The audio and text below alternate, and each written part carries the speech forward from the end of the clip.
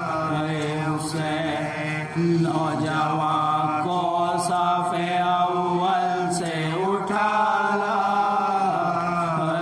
حسین چاند کو شام کے بادل سے اٹھا لا، حسین جبل شیر کو جنگل سے اٹھا لا، حسین جبل شیر کو جنگل سے اٹھا لا، حسین دی صدا لاشیں پسر آن کے لے جا، بانو چھد گیا برچھی سے اکبر کا کلیجہ،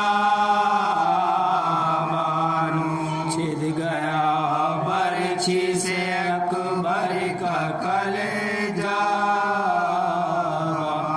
لاش اکبر کی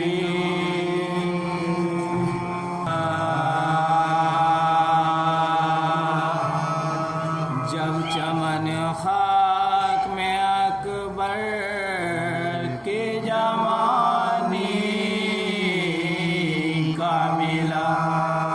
جب چمن خاک میں اکبر کی جوانی کا ملا، پانی پانی کا ہر قطرہ نہ پانی کا ملا، داغ سیدانیوں کو احمد ثانی کا ملا، شاہ کو کچھ نہ پتا بانوں کے جانی کا ملا، شاہ کو کچھ نہ پتا بانوں کے جانی کا ملا، رو رو فرماتے تھے طاقت ہے نبینا، بیٹا مارا گیا اور عالم تنہائی ہے، بیٹا مارا گیا اور عالم تنہائی ہے، جب چمن خاک میں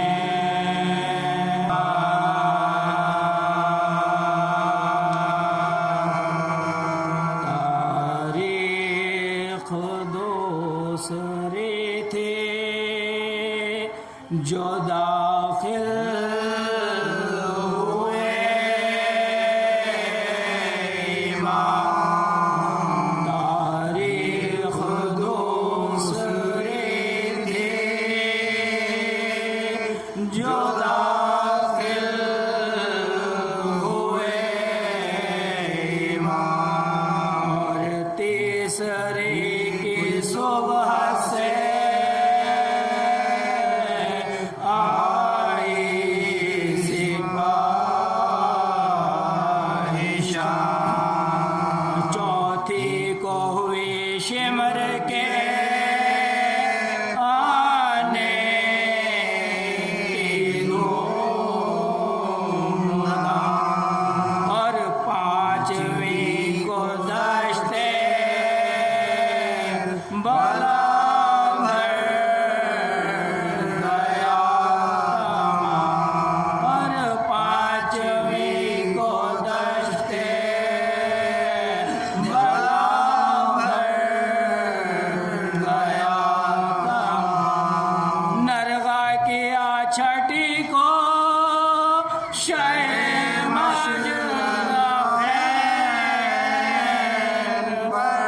اور ساتویں سے بند تھا پانی، حسین پر تاریخ دوسری تھی،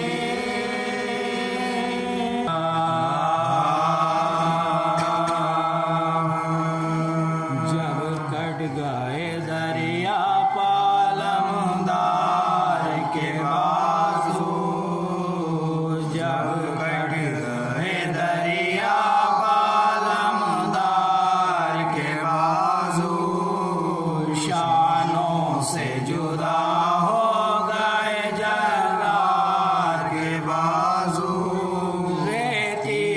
گرے شاہ کے غم خار کے بازو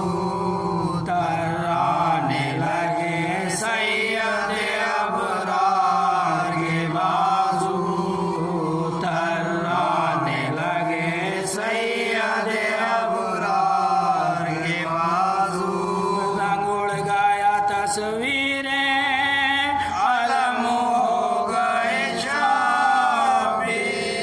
صدمہ یہ ہوا ذوق سے غم ہو گئے شابی صدمہ یہ ہوا ذوق سے غم ہو گئے شابی اکبر سے کہا کر دو گریباں میرا پارا ہم سوگ میں ہے قتل ہوا شیر ہمارا عاشق میرے بچوں کا زمانے سے ستارہ فرمائے یہ حضرت نے نامے کو اتارا فرمائے یہ حضرت نے امامے کو اتارا آفت میں پھنسی پانی کی محتاج سکینہ بس ہو گئی دنیا میں یتیمہ سکینہ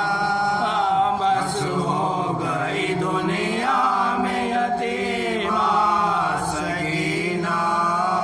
مڑ مڑ کے یہ گرتے ہوئے دوڑے شاہ والا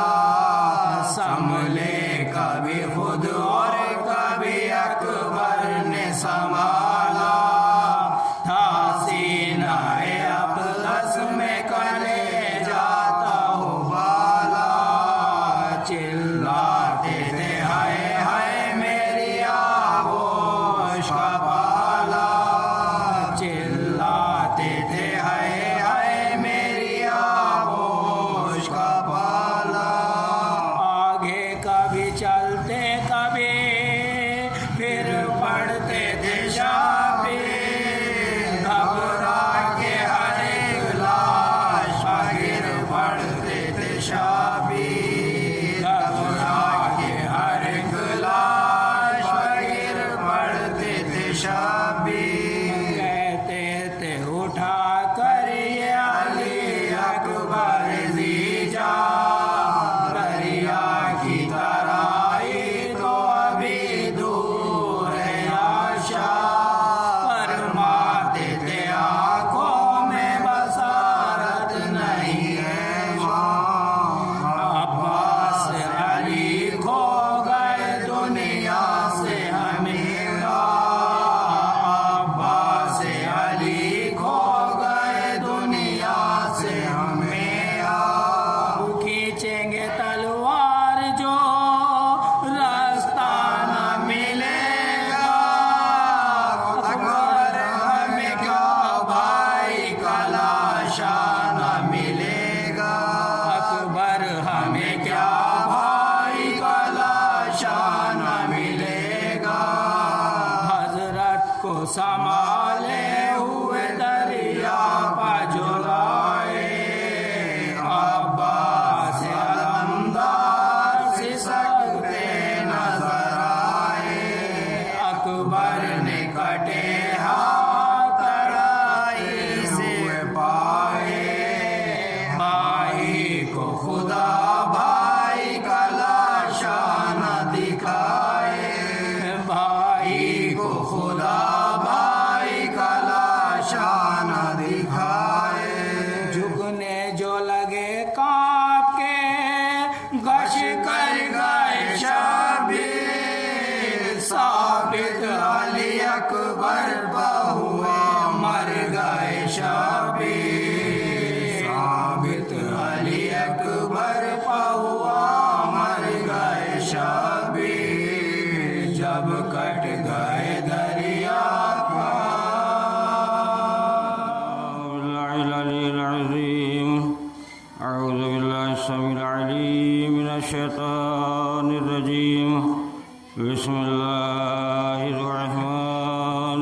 الرحيم الحمد لله رب العالمين الصلاة والسلام على أشرف الأنبياء والمرسلين خاتم النبيين سيدنا ومولانا أبي القاسم محمد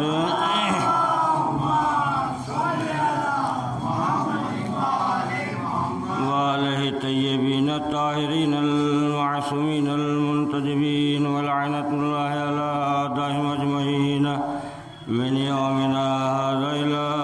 يوم الدين. أما بعد فقد قال الله تعالى في كتابه المجيد وفرقانه الحميد وقوله الحق. بسم الله الرحمن الرحيم.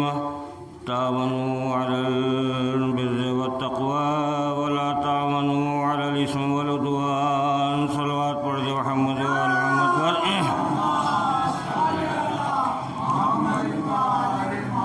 عزیزان محترم، وقت کا لحاظ رکھتے ہوئے اس لیے کہ ابھی ایک مجلس اور بھی ہونی ہے اور ایک مجلس ظہر کی نماز کے بعد اور اس کے بعد نذر و نیاز کا سلسلہ بھی چل رہا ہے. تو عزیزان محترم، اس لیے کہ سبھی چیز کا خیال رکھنا پڑتا ہے، ساری چیزوں کا ہونا بھی ضروری ہے، بہتر یہ ہے کہ لیکن تعجب یہ ہوتا ہے کہ جو نذر و نیاز میں کے اہتمام میں انتظام میں اگر انسان مشغول ہوتا ہے تو یہ عبادت میں شمار ہوتا ہے، لیکن اگر ہم عبادت کو چھوڑ کر دنیاوی کاموں میں مشغول ہو جائیں تو یہ عبادت میں شمار نہیں ہوتا. اس لیے کہ اب ایک پیغام ہے اپنے چاہنے والوں کے لیے، اس لیے جہاں تک میری آواز جا رہی ہے اور سن بھی رہے ہوں گے، اس لیے کہ امام بارگاہ میں نہانا الگ چیز ہے، لیکن آواز تو ضرور پہنچی جاتی ہے، انسان متوجہ ہو جاتا ہے. یہ الگ بات ہے جو ہمارے ساتھ گمراہ ہے اور گمراہ کرنے کا جس نے وعدہ کیا ہے پروردگار سے، پروردگار تیرے نیک بندوں کو بہکاتا رہوں گا، اور وہ انسان پر قدم قدم پر بہکاتا بھی رہتا ہے. وہ اگر دنیاوی باتوں میں مشغول کر دے تو یہ الگ بات ہے، لیکن جان محترم پردیس سے آنے والا جو اپنے وطن میں آتا ہے اور اس کا مقصد کچھ اور ہی ہوا کرتا ہے. جب کوئی بھی مسافر ہو اور کہیں پر اپنے وطن میں یا دوسری جگہ جاتا ہے تو اس کا مقصد یہ ہوتا ہے کہ ہم فلاں جگہ پر محرم کرنے کے لیے جا رہے ہیں، اپنے وطن میں مجالس کرنے کے لیے جا رہے ہیں. ہمارے ہاں بہت اچھا محرم ہوتا ہے، بہت بہترین عزاداری ہوتی ہے. ہاں عزاداری تو بہتر ہوتی ہے، جہاں جہاں بھی ہے مولا کے چاہنے والے ہیں اور وہ عزاداری انجام دیتے ہیں تو عزاداری تو ہر جگہ اچھی ہوتی ہے عزیزو، مگر اس اچھے کو بنانا اپنا عمل بھی تو ہونا چاہیے. کم سے کم آنے والے وقتوں کو اور غیر قوموں کو ہمیں یہ بھی تو پیغام دینا چاہیے کہ تاکہ وہ آج انگلی نہ اٹھا سکیں یہ کیسے حسین کے چاہنے والے ہیں، یہ حسین کے کیسے ماتمدار کرنے والے ہیں، کہ حسین کے عزادار ہیں، کہ یہ دنیا کاموں مشغول ہیں اور لیکن سیرت وہی پائی جا رہی ہے جن کے اوپر یہ برا کہتے ہیں، جن کو یہ لعنت بھیجتے ہیں، لیکن کردار وہی پایا جاتا ہے، سیرت وہی پائی جاتی ہے. تو یہ کیسے حسین کے چاہنے والے ہیں کہ انہیں برا بھی کہہ رہے ہیں اور پھر کہ ان پر عمل بھی کر رہے ہیں. تو عزیزان محترم، پردیس سے آنے والا جب اپنے وطن آتا ہے تو اس کا مقصد یہی ہوا کرتا ہے کہ چلو ہم محرم کرنے کے لیے جا رہے ہیں. تو محرم کرنے کا مطلب یہ نہیں ہے کہ گھر میں رہ کر بیٹھے اور باتیں گفتگو شروع کر دے، اپنے سارے دکھڑے وطن کے ادھر ادھر کے دکھڑے پریشانیاں اور وہ رونا شروع کر دے. اس لیے کہ جس مقصد سے ہم اپنے وطن میں آئے ہیں اگر وہ مقصد پورا ہو رہا ہے تو اس میں دیکھیے، اس لیے کہ مسافر جب نیت کر جب چلتا ہے انسان، مسافر جب نیت کر کے چلتا ہے کہ میں عزاداری کرنے کے لیے جا رہا ہوں، میں حسین کی مجلسیں کرنے کے لیے جا رہا ہوں، تو اس میں آل محمد اپنے چاہنے والے کی مدد کیا کرتے ہیں، ہر طریقے سے مدد کرتے ہیں، سفر میں حضر میں. لیکن جب ہمارا مقصد یہ ہے تو کم سے کم ثواب گھر بیٹھ کر نہیں ملے گا، ثواب عزاداری میں بیٹھ کر فرش عزا پر ملے گا. ثواب اس لیے کہ ایک دعا کا پڑھنا ہوتا ہے اور ایک دعا کا سننا ہوتا ہے. اتنا پڑھنے والوں کو ثواب ہوتا ہے، اتنا سننے والوں کو ثواب نہیں ہوا کرتا. تو عزیزان محترم، جتنا ثواب فرش عزا پر بیٹھ کر سننے میں ثواب ہوا کرتا ہے، اتنا گھر بیٹھ کر ثواب نہیں ہوا کرتا. اس لیے کہ نماز مسجد کے اندر بھی ہوتی ہے، نماز گھر کے اندر بھی ہوتی ہے، مگر نماز گھر کے مسجد میں پڑھنا مستحب ہے، لیکن گھر کے اندر اندر پڑھنے کی مستحب کی بھی قید نہیں ہے۔ اس کی وجہ یہ ہے کہ علماء نے فرمایا کہ اللہ نے مردوں کے لیے میدان رکھا ہے، عورتوں کے لیے گھر رکھا ہے۔ اب جو اللہ کی عبادت گھر کے اندر انجام دیتے ہیں تو اس لیے کہ عورت کا گھر جو ہے وہ اس کے لیے ہی مسجد ہے۔ یہ پیغمبر اسلام کی حدیث ہے کہ عورت کا گھر اس کے لیے ہی مسجد ہے۔ تو اب اگر گھر کے اندر ہم عبادت انجام دے رہے ہیں تو پھر میدان میں جب فرار کرنے والوں کا کیا عالم ہوگا۔ اس لیے کہ جو پیغمبر اسلام نے فرمایا کہ دیکھو جہاد کرنا ہے تو میدان میں ہوتا ہے، گھروں کے اندر جہاد نہیں ہوا کرتا ہے۔ تو عزیزان محترم اس لیے اسلام نے کہا کہ دیکھو اگر فرش عزا پر بیٹھو گے تو اس کا اور ثواب ہے، مسجد کے اندر نماز پڑھو گے تو مستحب ہے، ایک نماز کا ثواب 70 نمازوں کے برابر ہوا کرتا ہے، اور اگر جامع مسجد ہو تو ایک رکعت کا نماز 100 نمازوں کے برابر ہوا کرتا ہے۔ تو اب بتائیے گھر میں رہ کر عبادت کرنا بہتر ہے یا مسجد کے اندر؟ تو عزیزان محترم اس لیے ضروری ہے کہ ہر عزادار کو اپنا وقت نکال کر نظر و نیاز میں تو مشغول رہتا ہے تو کم سے کم فرش عزا پر آنے کی زحمت گوارا کرے۔ یہ زحمت کر کر اگر انسان کوئی زحمت سمجھ کر آ رہا ہے تو یہ زحمت نہیں ہے بلکہ اللہ کی یہ رحمت ہے۔ اب آج ہم جو کہہ دیتے ہیں نا ممبر پہ بس آپ کی زحمت تمام کی کرنے والے ہیں، ہم آپ کو اب یہ کہہ دیتے ہیں، ہم اکثر ذاکرین کا خطاب پڑھنے والے بس زحمت تمام کر رہا ہوں۔ تو جان محترم خاکی بندے ہم کون ہیں جو زحمت ختم کر دیں؟ زحمت تو دوسری چیز ہے لیکن رحمت تو ختم ہی نہیں ہوتی۔ اب ایک طریقہ اور چلا ہے، اب ایک انداز اور چلا ہے خطیبوں کا کہ اب آپ کی رحمت تمام کرنے والا ہوں، اس لیے پڑھتے نہیں کہ مجلس میں آنا، مجلس کرنا، یہ کرنا وہ کرنا تمام رحمتیں ہیں۔ تو اب یہ نیا گوشہ نکلا ہے کہ میں آپ کی رحمت تمام کرنے والا ہوں۔ یہ تو میں یہاں پر ایک لفظ کہا کرتا ہوں کہ اللہ یہ کہتا ہے کہ میں تمہارے رحمتیں نازل کروں گا، تم پر یہ کروں گا، لیکن ہم خاکی بندے جو اللہ کہہ رہا ہے کہ تم نیک کام کرو گے تو میں رحمتیں برساتا چلا جاؤں گا، اور ہم خاکی بندے کیسے رحمتیں ختم کر سکتے ہیں؟ ہم ختم ہی نہیں کر سکتے۔ اس لیے جو اللہ اور آل رسول یہ کہے کہ جو تم نیک عمل کرتے چلے جاؤ گے تو ہم تمہیں رحمتیں نازل کرتے چلے جائیں گے، تو ہم رحمتیں ختم نہیں کر سکتے، چاہے وہ مختصر طریقے سے ہو، چاہے وہ وضاحت کے ساتھ ہو، لیکن اگر خلوص دل سے اگر مختصر سی عبادت کو انسان انجام دے رہا ہے تو وہ قابل قبولیت ہے۔ لیکن اگر کتنی لمبی و طویل پڑھتا رہے لیکن اگر اس میں خلوص نہیں ہے تو صرف دکھاوا ہے تو اس میں کوئی ثواب نہیں ہے، نہیں کوئی عذاب ہے۔ عزیزان محترم اس لیے کہ جب پیغمبر اسلام جب دین کو اسلام کو پھیلانا شروع کیا اور جب پہلی دعوت اسلام پیغمبر اسلام نے دی، پہلی دعوت اسلام دی ہے پیغمبر اسلام نے، اور مولا کائنات سے ارشاد فرمایا اے علی جاؤ قریش خاندان والوں کی دعوت کراؤ، اور جب دعوت کھانے کے لیے آئے اور دعوت کھانے کے لیے آئے تو لوگ کھانے سے سیراب ہوئے، اور سیراب کھانے کے جیسے سیراب ہوئے پیغمبر اسلام کچھ پیغام پہنچانا چاہتے ہیں، جیسے پیغمبر اسلام کھڑے ہوئے کہا کہ ان کی بات مت سننا، کب چلے گئے، یہاں تک کہ پہلا دن، دوسرا دن، تیسرا دن، یہاں تک کہ پیغمبر اسلام نے اپنا پیغام سنایا اور کھڑے ہوئے کہا کہ کون ہے جو میری نیک کام میں مدد کرے، کون ہے جو میری نیک کام میں مدد کرے اور جو اللہ کی توحید کا اقرار کرے، اور جو اس نیک کام میں میری مدد کرے گا میرا وہ خلیفہ وزیر وزیر ہوگا۔ 3 باتیں بیان کی ہیں پیغمبر اسلام نے، جو میرے نیک کام میں مدد کرے گا وہ میرا خلیفہ بھی ہوگا، جانشین بھی ہوگا اور وزیر بھی ہوگا۔ علماء نے اس کی الگ وضاحتیں کی ہیں۔ عزیزان محترم یہ کہنے کے بعد کافرین جو کفار تھے انہوں نے مذاق اڑانا شروع کر دیا پیغمبر اسلام کا کہ دیکھو یہ کیا کہہ رہے ہیں، ہمارے خدا کو برا کہہ رہے ہیں، اپنے خدا کو اچھا کہہ رہے ہیں۔ کہ اب انہیں کچھ نہیں بنا تو کچھ دن کے بعد ایک آواز آئی کہ فلاں شخص مسلمان ہو گیا، اور کافروں نے اس کی پٹائی شروع کی، مارنا شروع کر دیا، لیکن جو مسلمان ہوا تھا وہ اپنے ایمان سے باز نہیں آتا، کہا کہ میں نے اللہ کی توحید کا اقرار کر دیا، کتنا بھی میں جو مارو گے لیکن میں واپس نہیں ہوں گا۔ تو کافروں نے کہا کہ تو پیغمبر اسلام کا دین ترقی کرتا چلا جا رہا ہے۔ تب انہوں نے ایک تجویز کیا، ایک بات طے پائی کہ لاؤ اب جتنے بھی کافر ہیں کہ سب اپنے بچوں سے یہ کہہ دیں کہ جب پیغمبر اسلام کسی راستے سے گزریں تو ان کے اوپر تالیاں بجائیں اور مجنون کی صدائیں بلند کریں۔ تو عزیزان محترم یہ جب طے کیا اور طے کرنے کے بعد کافروں نے میٹنگ کی، اور جب میٹنگ کی کرنے کے بعد لیکن عزیزان محترم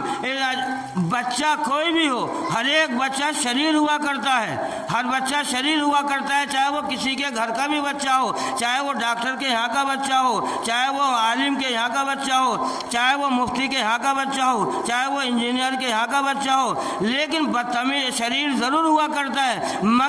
مگر یہ ہے کہ جو پڑھے لکھے ہوتے ہیں ان کے بچے شریر ہوا کرتے ہیں، بدتمیز نہیں ہوا کرتے، مگر جاہلوں کے بچے شریر بھی ہوتے ہیں اور بدتمیز بھی ہوا کرتے ہیں۔ صلوات پڑھ دیں محمد و آل محمد پر۔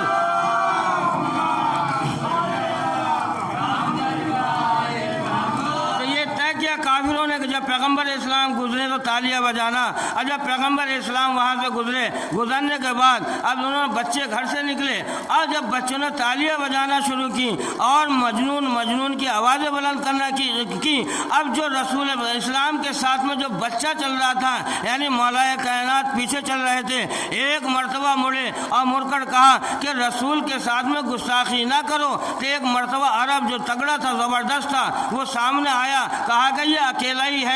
ہی تو ہے، یہ ہمارا کیا بگاڑے گا، یہ تنہا ہے، ہمارا جیسا ہی تو ہے۔ عزیزان محترم، تاریخ نے یہ بتایا کہ علی کو جس نے اپنا جیسا سمجھا اسی نے مار کھائی ہے۔ صلوات پڑھ دیں محمد و آل محمد پر۔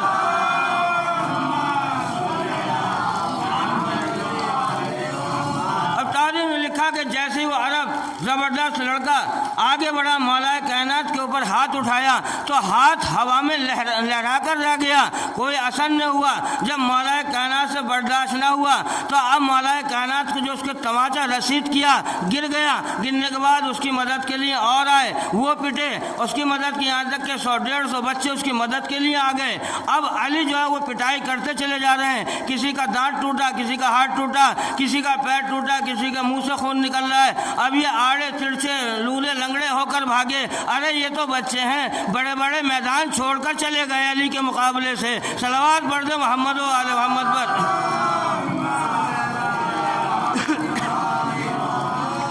اس کے بعد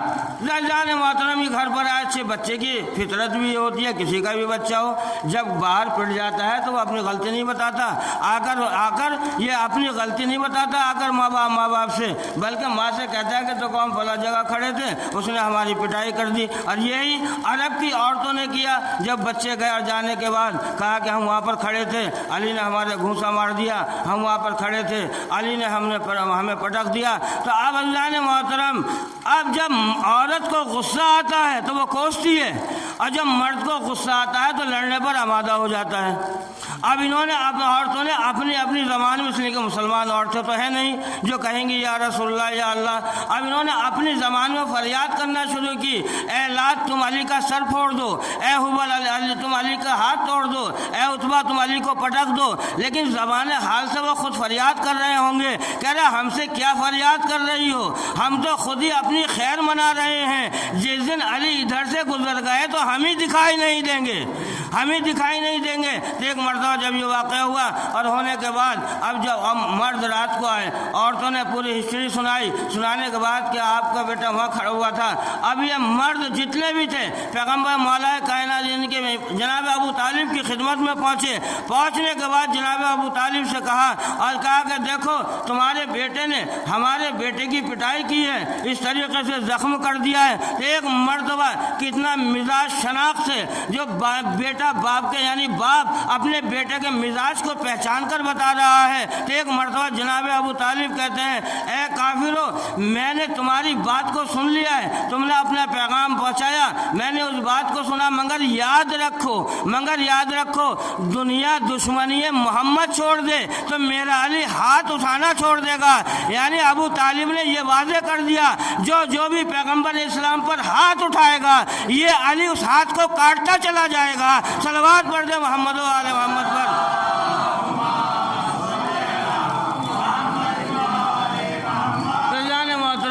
یہ مولا کائنات نے لیکن اللہ نے محترم یہ واضح کر دیا، اور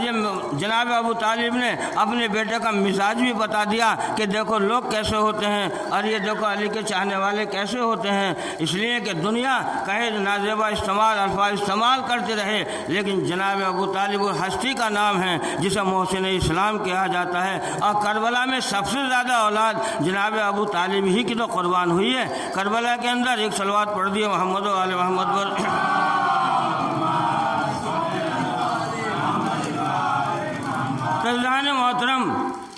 تو ایک دوسرے کی مدد کرنا چاہیے ہمیں نیکی میں، اچھائی میں، لیکن ہمیں مدد نہیں کرنا چاہیے ایک دوسرے کی برائی میں یا گناہوں میں۔ لیکن یہ ہے کہ بہرحال ہر لحاظ رکھتے ہوئے اور دوسرے پروگرام بھی ہیں ان کا خیال رکھتے ہوئے بس اپنے بیان کو یہیں پر،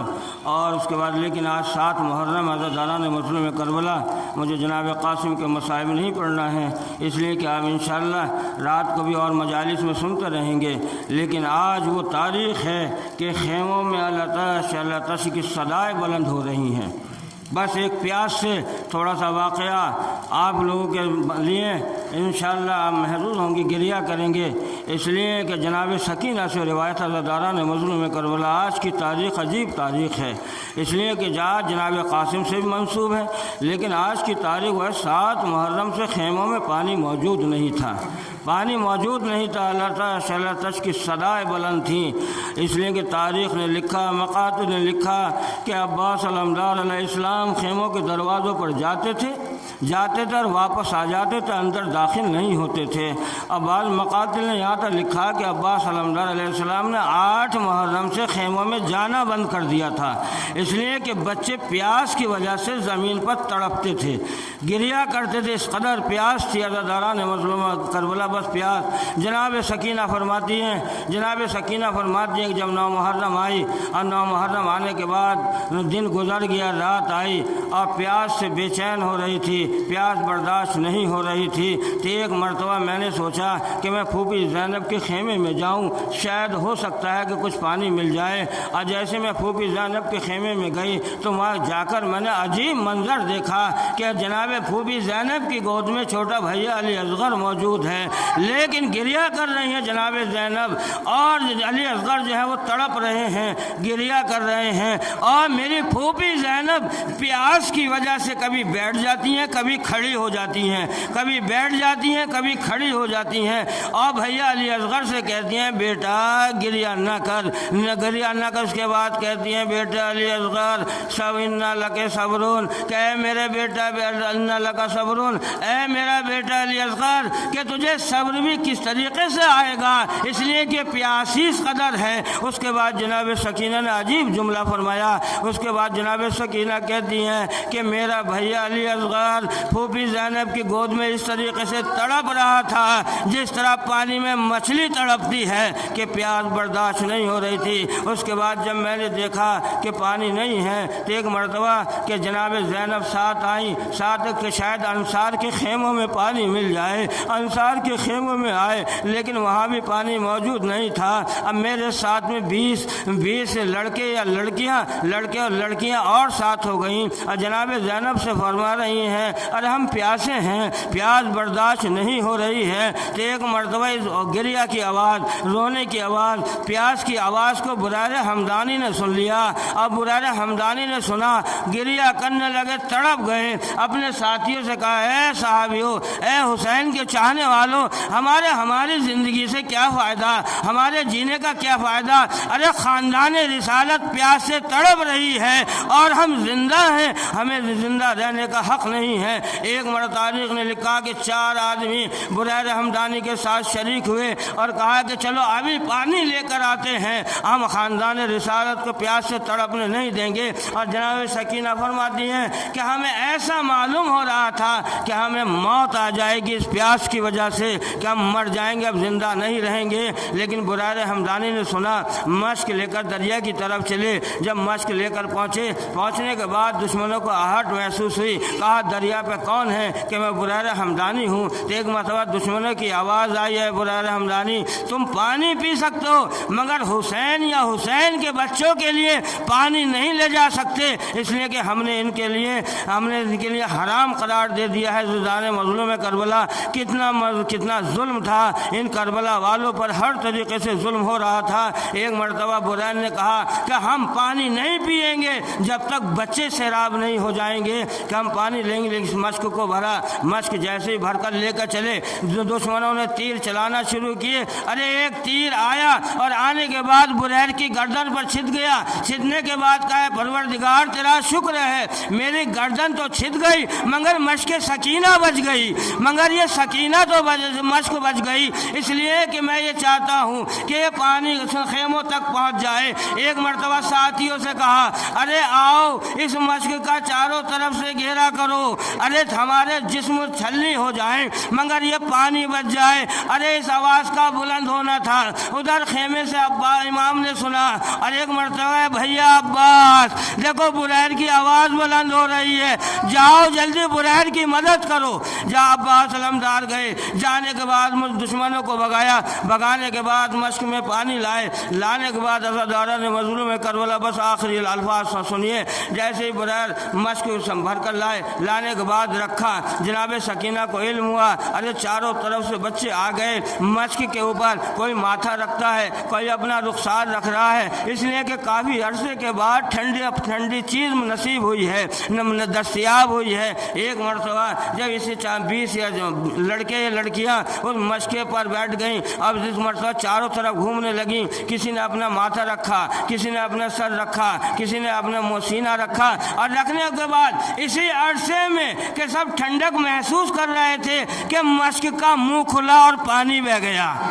पानी बह गया। जैसे एक मरतबा सकीना ने रोना शुरू किया, हाय हमारी किस्मत में पानी नसीब नहीं है। अरे बुरैर को मालूम हुआ। अब्बास अलमदार ने चीख बुलंद की, हाय बुरैर तुमने इतनी जहमत की मगर पानी नहीं। अरे एक मरतबा बुरैर कहते हैं, ऐसा मालूम होता है ख़ानदान रिसालत के नसीब में इस वक्त पानी नहीं है। एक मरतबा सकीना ने फरमाया, अरे हमें इस कदर प्यास थी कि अगर जिस बच्चे का मुंह खुला था तो खुला ही रह गया, अगर बंद था तो बंद ही रह गया। अरे हमारे मुंह प्यास की वजह से खुल नहीं पा रहे थे, इस कदर प्यास थी। लेकिन अज़ादारा ने मज़लूम करबला, इसलिए तो इमाम ने फरमाया था, ऐ सैयद सज्जाद हमारे चाहने वालों से कह देना कि जब तुम ठंडा पानी पीना तो हमारी प्यास को याद कर लेना। देखो हमें करबला में हम किस तरीके से प्यासे रहे,